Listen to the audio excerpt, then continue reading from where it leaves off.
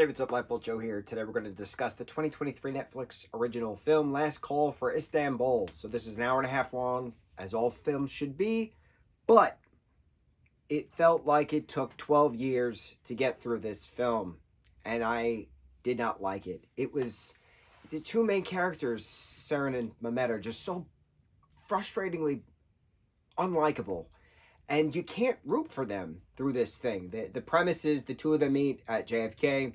They're from Istanbul, Turkey. Two of them meet at JFK. Her luggage is swapped inadvertently with this elder Chinese man, and she's trying to figure out what to do. And then, Mehmet comes along and says, oh, I think some guy, swapped your luggage. And they see that the tag, this belongs to so-and-so. They got to go to Chinatown. So he's like, you know what? I will help you, but I'm married, and then she's married, and they're like, okay, well, I'll help you. So then they track the guy's family down in Chinatown, and his wife says, oh, let me call him, and it turns out he's at this hotel. Why? Doesn't make any sense, because his family lives at that, above the shop, so, why is he at a hotel? And then by the time they get to the hotel, he's not there. He's going to be there tomorrow.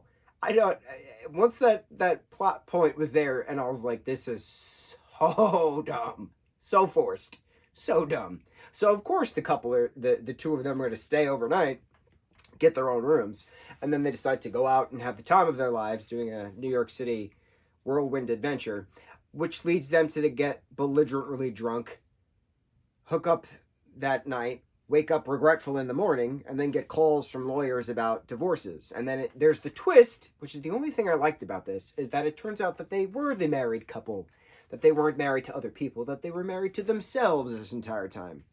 And the whole first half of the film was an experiment from their therapist, their marriage therapist, their couples therapist, where they were given the task of Søren's going to go to New York for that job, presentation in regards to fashion, something to that extent.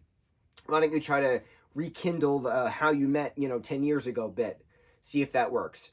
And it worked, but then didn't work, because then they're reminiscing that on the past, and how dare he text a girl he met at a concert X amount of years ago, or just wild. And then more things, she had a boyfriend, and then when she started to pursue Mehmet at the beach with friends and stuff like that 10 years ago.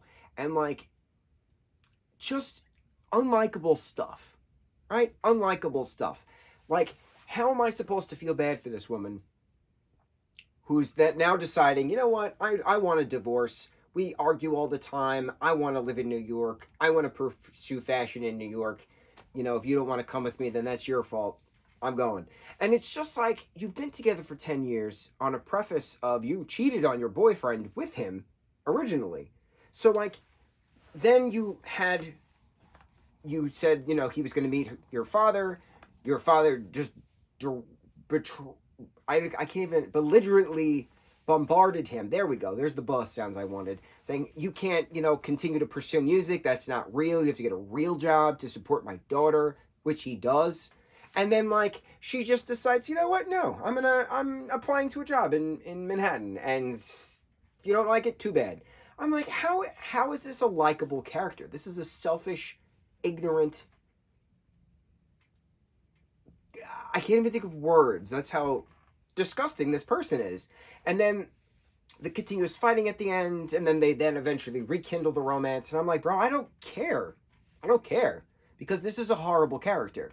They did fine. The actors did a fine job with, the characters, but the characters are unlikable characters. So this is not a champion, yay, running through the airport kind of thing in the beginning and then end of the film, which is because it's about an airport, JFK.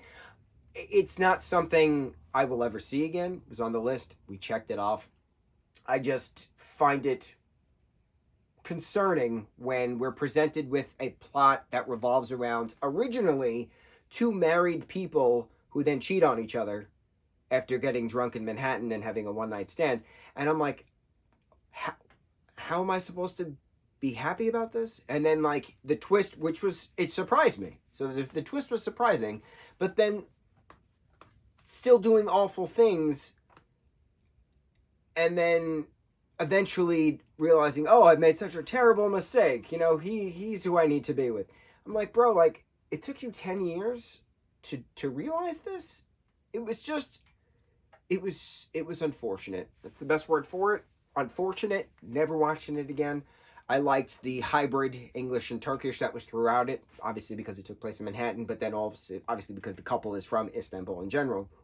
So I like that mix of stuff. I like that cultural immersion of them to Manhattan for the first time. That was interesting because it's an experience.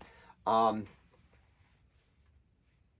that's all I got. I don't have any other words. I have nothing positive to say about this aside from that twist, which did surprise me. But that's it. That's it. Last call for Istanbul. On to the next review. Mucho.